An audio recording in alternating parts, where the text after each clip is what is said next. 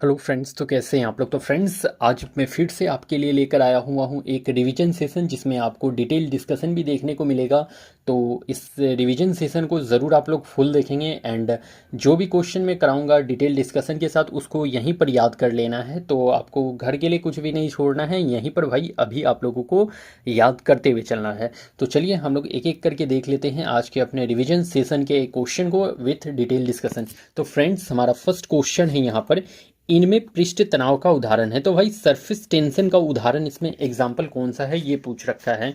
पानी के बूंद का गोल होना, तो बिल्कुल भाई पानी का बूंद जो होता है, ड्रॉप ऑफ वाटर जो गोल होता है, राउंड होता है, वो सरफेस टेंशन की वजह से होता है, पृष्ठ तनाव के कारण से होता है। तो बिल्कुल सही है। सुई का पानी में डूबना, तो सुई का पानी में डूबना भी भाई ये भी पृष्ठ तनाव के कारण ही सुई पानी में डूब जाता है, जबकि जहाज जो है पानी में तैरता है। ठीक है, तो ये भी पृष्ठ तनाव के कारण ही होता है। पानी से निकलने पर ब्रश का आपस में चिपकना, तो देखो जो पानी से निकालने पर ब्रश जो आपस में चिपक जाते हैं, ये भी पृष्ठ तनाव के कारण, सरफेस टेंशन के कारण ही होता है। तो यहाँ पर ऑप्शन नंबर डी करेक्ट होने वाला है। Option number D is correct here, एक से अधिक। ठीक है, तो यहाँ पर सभी के सभी जो है सरफेस टेंशन के एग्जाम्पल दिए हुए हैं। एक एक कैपिलरी एक्शन जो होता है भाई, ये भी आपके पृष्ठ तनाव का ही उदाहरण होता है। कैपिलरी एक्शन, कैपिलरी एक्शन भी क्या होता है, तो ये भी आपके सरफेस टेंशन का ही उदाहरण होता है। ध्यान में जरूर रख लीजिएगा कैपिलरी एक्शन को। क्लोरोफिल में पाया जाता है, तो भाई क्लोरोफिल में क्या पाया जाता है, सोडियम पाया जाता है, मैग्नीशियम, आर्गन या फिर नाइट्रेट। तो पहली बात यही याद रख लियो आप लोग कि क्लोरोफिल जो होता है भाई, इसका खोज किसने करा था, तो याद कर लीजिएगा केवेंतु और प्लेटियर ने। केवेंतु केवेंतु केवेंतु एंड किसने, तो प्लेटियर ने इसका खोज करा था। प्लेटियर ने इसका खोज करा था। तो क्लोरोफिल का खोज किसने करा था, तो केवेंतु और प्लेटियर ने जो है क्लोरोफिल का खोज करा है। क्लोरोफिल किसमें पाया जाता है, तो भाई पेड़ पौधे में जो है क्लोरोफिल पाया जाता है। पेड़ पौधा में क्लोरोफिल पाया जाता है, जिसके वजह से जो है पत्ते का रंग हरा होता है। तो लीव्स का जो रंग जो हरा होता है वो क्लोरोफिल पिगमेंट के वजह से ही हरा होता है। ध्यान में रख लेना है आपको। क्लोरोफिल में क्या पाया जाता है, तो याद रख लेना सोडियम नहीं मैग्नीशियम पाया जाता है। तो क्लोरोफिल में वही मैग्नीशियम पाया जाता है, इसको भी ध्यान में रख लेना है आपको। ठीक है, और ये सूर्य के प्रकाश में अवशोषण का काम करता है। सूर्य के प्रकाश में अवशोषण का काम करता है। तो पेड़ पौधा का हरा रंग, ग्रीन कलर जो होता है क्लोरोफिल की वजह से, इसका खोज जो है केवेंतु एंड प्लेटियर ने करा है। एंड क्लोरोफिल में मैग्नीशियम सबसे ज़्यादा पाया जाता है एंड सूर्य के प्रकाश में अवशोषण का काम करता है क्लोरोफिल। इतनी बातों को आप लोगों को ध्यान में रखते हुए चलना है। ठीक है। सजीव और निर्जीव के बीच की योजना कड़ी कहलाती है। तो भाई सजीव और निर्जीव के बीच का जो कनेक्टिंग लिंक है उसे क्या कहते हैं, वायरस, बैक्टीरिया, कवक या फिर इनमें से कोई नहीं। तो भाई सजीव और निर्जीव के बीच का जो कनेक्टिंग लिंक है उसे वायरस कहा जाता है। क्या कहते हैं, तो वायरस कहते हैं, विषाणु कहते हैं। ठीक है, ये सजीव और निर्जीव के बीच की योजना कड़ी है, कनेक्टिंग लिंक है वायरस। ध्यान में रखना है। अगर आपसे पूछ ले कि वायरस का खोज किसने करा है, तो याद रख लेना है इवानोवास्की ने वायरस का खोज करा है। किसने, तो इवानोवास्की ने वही वो वायरस का खोज करा था। अभी इवानोवास्की ने क्या करा है, तो वायरस का खोज करा है। ये कैसा होता है वायरस, तो वायरस यूनिसेलुलर होता है। कैसा होता है, तो यूनिसेलुलर होता है वायरस। ठीक है, तो यूनिसेलुलर वायरस होता है वही, और ये सेल थ्योरी फॉलो नहीं करता है। ठीक है, तो सेल थ्योरी को ये फॉलो नहीं करता है वायरस। आपसे पूछ लेगा कि कोशिका सिद्धांत के अनुरूप कौन सा इनमें से कार्य नहीं करता है, तो देखो जो वायरस होते हैं वो सेल थ्योरी को, कोशिका सिद्धांत को फॉलो नहीं करते हैं। ध्यान में रखना है। तो सेल थ्योरी को फॉलो कौन नहीं करता है, तो वायरस फॉलो नहीं करता है सेल थ्योरी को, कोशिका सिद्धांत को। नेक्स्ट, नारियल का बाहरी भाग बना होता है। तो भाई नारियल का जो बाहरी भाग होता है जो कि बहुत ही ज्यादा हार्ड होता है, वो किसका आखिर बना होता है, तो कोलेन काइमा का, पेरेन काइमा का, स्क्लेरेन काइमा का, या नन ऑफ दीज। तो आप लोगों को बता देना है कि जो आपके नारियल का जो बाहरी भाग जो होता है, जो भाई बिल्कुल ही हार्ड होता है, तो वो किसका बना होता है। तो ध्यान रख लीजिएगा कि नारियल का जो बाहरी भाग जो बना होता है वो बना होता है किसका, तो कोलेन काइमा का नहीं, पेरेन काइमा का नहीं भाई, स्क्लेरन काइमा का बना होता है, जो कि बिल्कुल ही हार्ड होता है।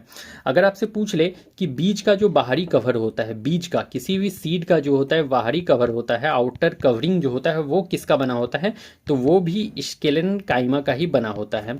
तो बीज का बाहरी कवर भी स्क्लेरन काइमा का ही बना होता है। कोलेन काइमा का अगर पूछ ले तो कोलेन कोलेनकाइमा क्या करता है भाई, तो ये प्लांट्स को जो है लचीला बनाता है। क्या बनाता है, तो प्लांट्स को लचीला बनाता है, ध्यान में रख लीजिएगा। तो कोलेनकाइमा क्या करता है, तो प्लांट्स को लचीला बनाता है। एंड इसमें जो है पैक्टिन प्रोटीन मिलता है। क्या मिलता है, तो पैक्टिन प्रोटीन मिलता है प्लांट्स में, पैक्टिन प्रोटीन मिलता है, ध्यान में रख लीजिएगा। प्लांट्स में कौन सा प्रोटीन, तो पैक्टिन प्रोटीन मिलता है इस कोलेनकाइमा में, ठीक है। पेरेंकाइमा से क्या याद रख लेना है, तो भाई पेरेंकाइमा जो है आपके लीफ में ये प्रेजेंट होता है, लीफ में, ठीक है। तो लीफ में प्रेजेंट होता है पेरेंकाइमा, ध्यान रखना है। हमारा नेक्स्ट क्वेश्चन है यहाँ, कोशिका का खोज किसने किया। तो भाई सेल का जो डिस्कवरी किसने करा है ये पूछ रखा है आपसे। तो देखो कोशिका का जनक आपसे पूछ ले तो रॉबर्ट हुक, यही बिल्कुल करेक्ट हो जाते हैं। इन्होंने 1665 में जो है सेल का खोज करा था। कैसा सेल का, तो भाई इन्होंने डेड सेल का खोज करा था। कैसा, तो मृत कोशिका का खोज करा था, डेड सेल का खोज करा था। किसमें पाया गया था ये डेड सेल, तो पेड़ के बार्क में, मतलब कि छाल में पाया गया था। डेड सेल का इन्होंने खोज करा था, बार्क में, छाल में खोज करा था। उसके बाद एक क्वेश्चन ये भी आ जाता है कि जीवित कोशिका के जनक कौन है भाई। तो जीवित कोशिका, देखो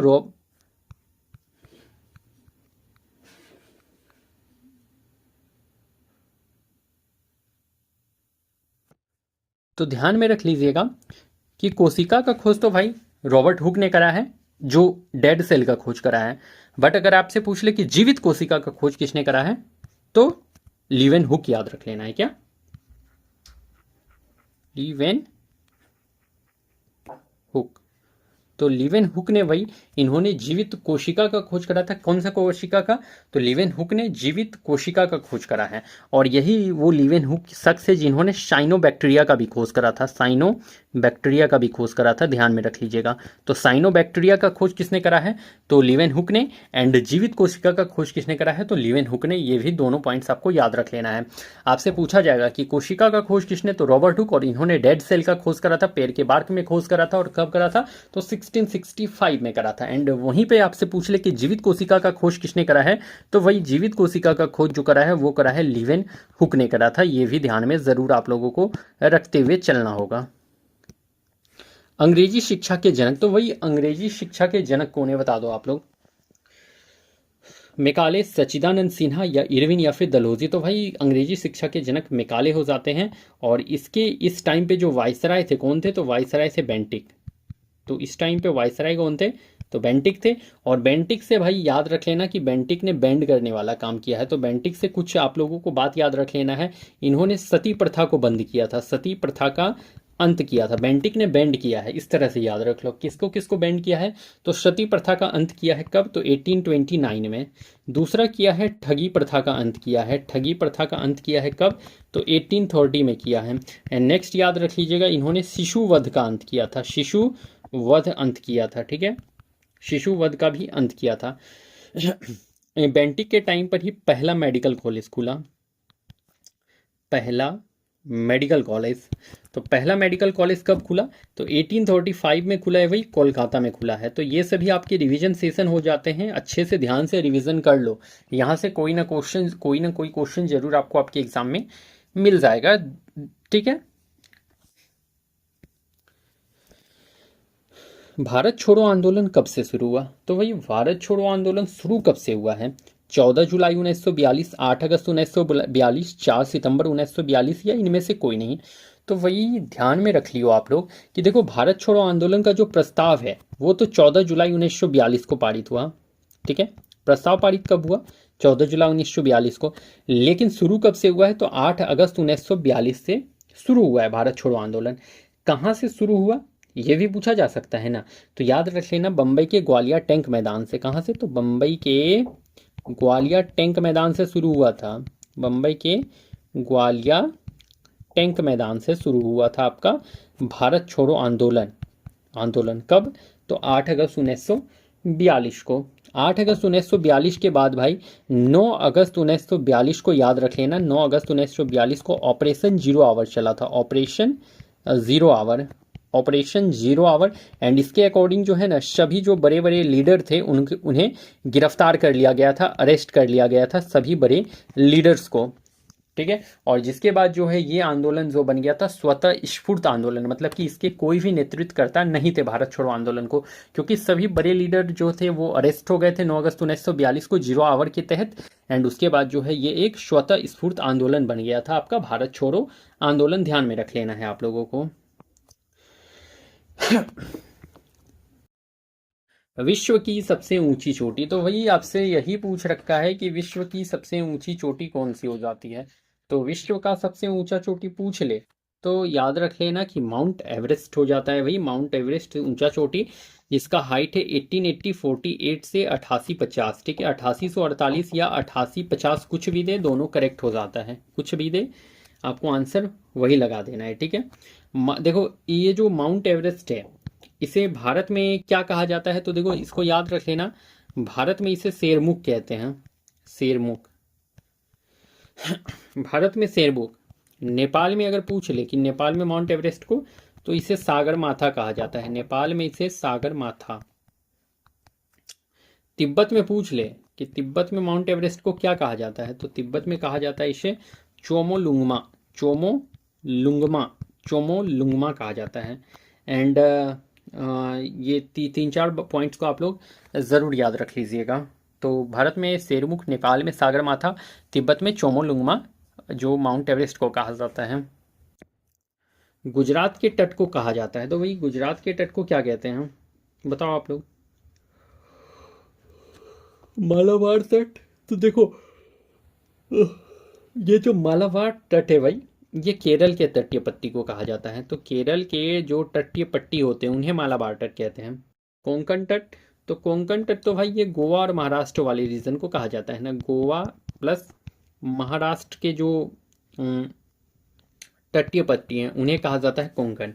काठियावाड़ तट, तो भाई ये तो काठियावाड़ तो गुजरात के तट को काठियावाड़ कहते हैं, तो काठियावाड़ ही यहाँ करेक्ट आंसर होगा। कोरोमंडल तट अगर देख लो तो आंध्र प्रदेश और तमिलनाडु के तट को, ठीक है, तो आंध्र प्रदेश और तमिलनाडु के तट को कोरोमंडल तट कहा जाता है। विश्व की सबसे गहरी झील है, तो भाई टीटीकाका, बेकाल झील, उलस झील या चिल्का झील। तो विश्व की सबसे गहरी झील बेकाल झील हो जाता है, विश्व की सबसे गहरी झील, ठीक है। तो विश्व की सबसे गहरी झील कौन सा, तो याद रख लीजिएगा बेकाल झील है, जो कि आपके रूस में है। कहाँ पर, तो बेकाल झील रूस में है। टीटीकाका पूछ ले तो विश्व का सबसे ऊंचा झील है, विश्व का सबसे ऊंचा झील। हुलस झील से क्या याद रख लेना है आपको, तो भारत में मीठे पानी की सबसे बड़ी झील, तो भारत में मीठे पानी की सबसे बड़ी झील जो है हुलस झील। और भारत में खारे पानी की सबसे बड़ी झील जो है वो चिल्का झील है। भारत में खारे पानी की सबसे बड़ी झील याद रख लीजिएगा चिल्का झील है। हुलस झील जो है मीठे पानी की, भारत में मीठे पानी की सबसे बड़ी झील है, मीठे पानी की। कैस्पियन सागर अगर पूछ ले तो भारत में जो है ये भारत में कहते हैं विश्व में खारे पानी का सबसे बड़ा झील है, विश्व लेवल पे है ये वर्ल्ड लेवल पे है। तो वर्ल्ड में खारे पानी का सबसे बड़ा झील कौन सा है, कैस्पियन। एंड सुपीरियर है तो भाई ये मीठे पानी का सबसे बड़ा झील है, सुपीरियर जो तो है तो ये मीठे पानी का सबसे बड़ा झील है वर्ल्ड लेवल पे, वर्ल्ड वैश्विक लेवल पे याद रख लीजिएगा, ठीक है, वर्ल्ड के लेवल पे है ये।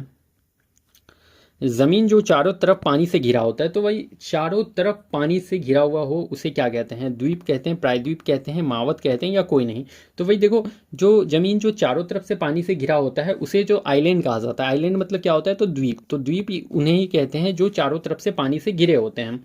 अगर प्रायद्वीप की बात करी जाए तो देखो 3 तरफ से पानी से घिरा होता है, 3 साइड से क्या होगा, तो 3 साइड से पानी से घिरा होता है, तो 3 साइड से पानी से घिरा होता है उसे कहा जाता है प्रायद्वीप कहा जाता है, ध्यान में रख लीजिएगा, पेनिनसुलर कहा जाता है उसे, ठीक है।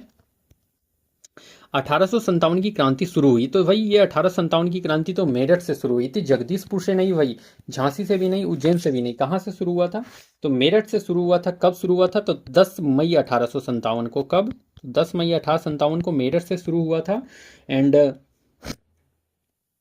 ये देखो, अगर आपसे पूछ ले बिहार लेवल में कि बिहार से कहाँ, बिहार में कहाँ से शुरू हुआ था, तो बिहार में याद रख लेना कि 12 जून 1857 को, बिहार में 1857 की क्रांति कहाँ शुरू हुई है, तो 12 जून 1857 को रोहिणी देवघर से शुरू हुआ था। कहाँ पर, तो रोहिणी देवघर से शुरू हुआ था 1857 की क्रांति, ये बिहार में। ठीक है, तो बिहार में 1857 की क्रांति रोहिणी देवघर से शुरू हुआ है, 12 जून 1857 को शुरू हुआ है। ठीक है, अगर आपसे पूछ ले कि इस समय जो है गवर्नर जनरल कौन थे, गवर्नर जनरल कौन थे, तो गवर्नर जनरल याद रख लीजिएगा इस समय कैनिंग हो जाते हैं, 1857 की क्रांति के समय कैनिंग। ठीक है, कैनिंग।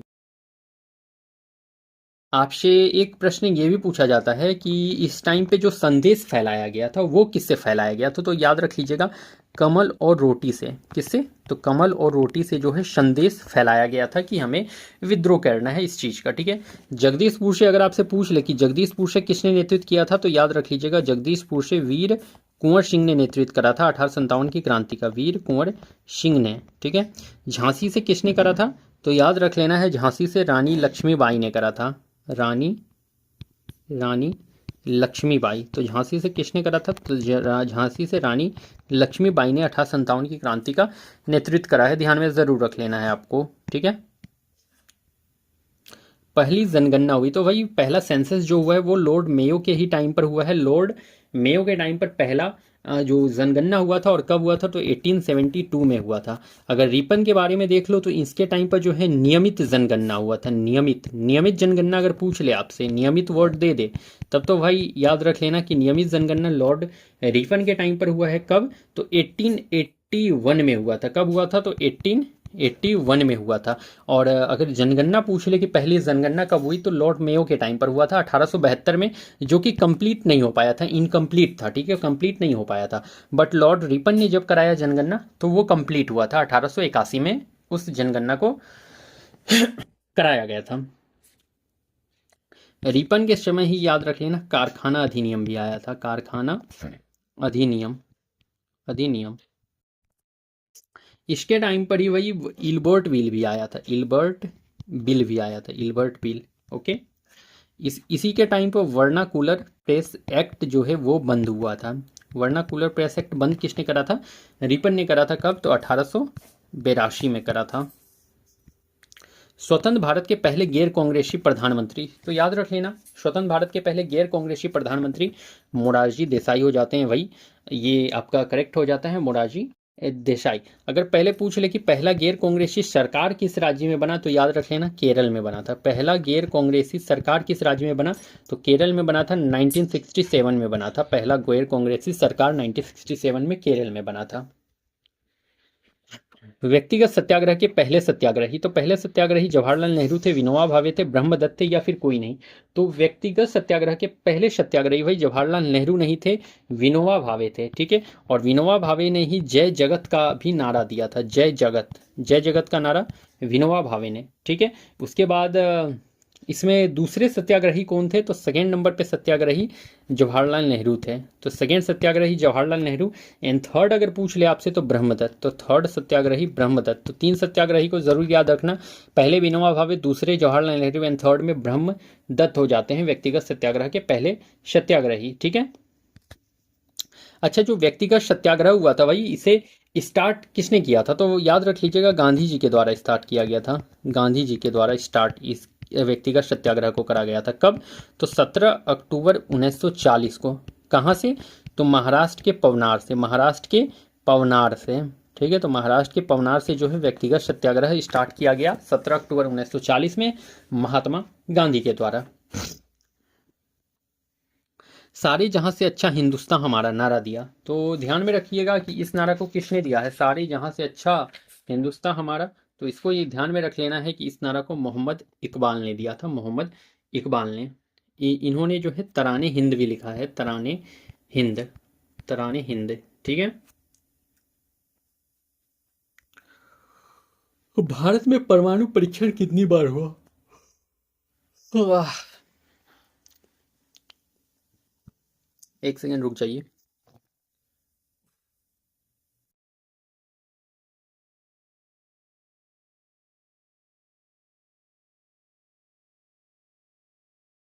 तो देखो भारत में जो परमाणु परीक्षण हुआ था भाई, ये 2 बार देखने को मिला था, 2 बार हुआ था। कब कब? तो एक याद रख लीजिएगा, 1974 में हुआ था, ठीक है, इंदिरा गांधी के टाइम पर, इंदिरा गांधी के टाइम पर, ठीक है।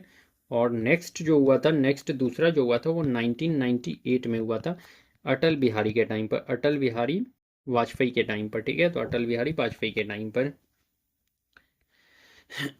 पहला ज्ञानपीठ पुरस्कार मिला। तो देखो पहला जो मिला था ज्ञानपीठ पुरस्कार वो शंकर कुरूप को मिला था।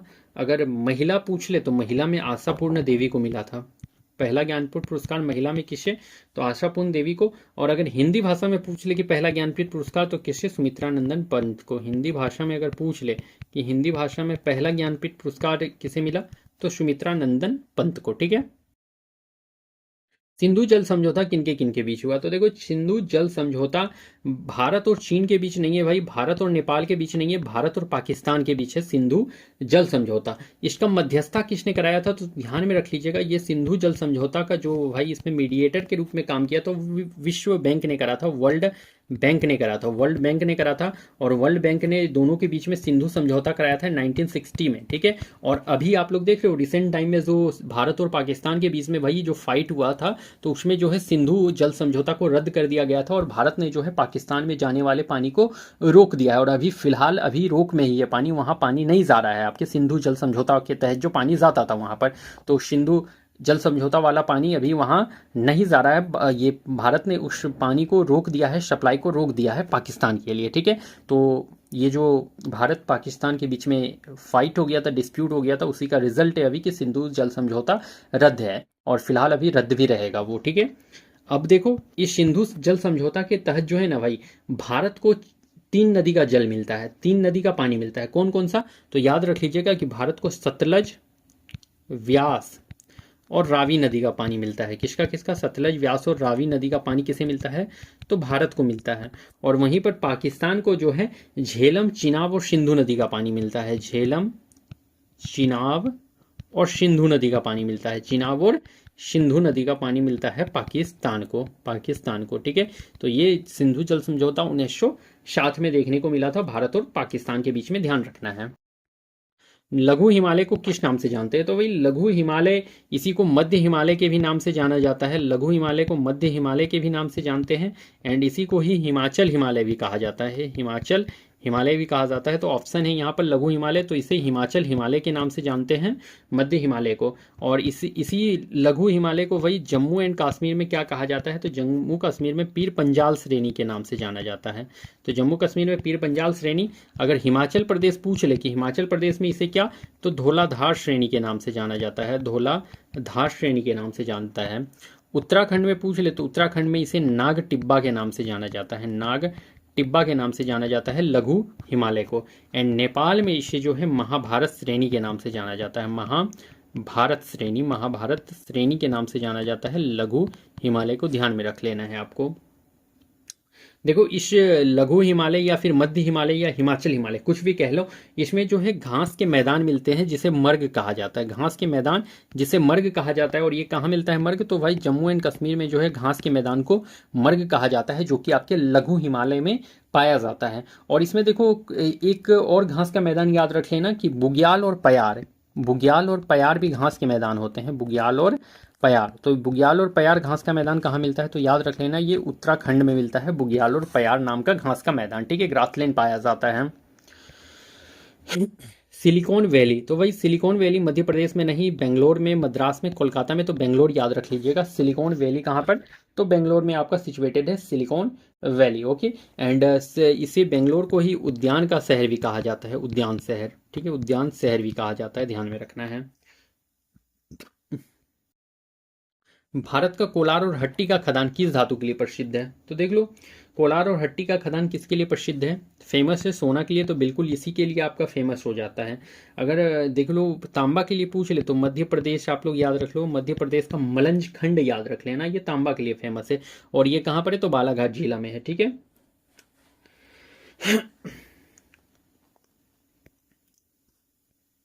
तो फ्रेंड्स हमारा आज का सेशन जो है यहीं पर कंप्लीट होता है। मैंने यहाँ पर आपको डिटेल डिस्कशन भी कराया है एंड ये एक रिवीजन सेशन था। यहाँ पर आप लोग अच्छे से देख लेना, रिवीजन भी कर लेना एंड जो आपको याद ना हो उसे अपने कॉपी में ज़रूर लिख लीजिएगा, रिपीट करिएगा, आपको सभी चीज़ यहाँ से याद हो जाएगा। तो चलिए मैं फिर मिलता हूँ कल किसी नेक्स्ट सेशन के साथ। तब तक के लिए आप लोगों को thank you and best of luck.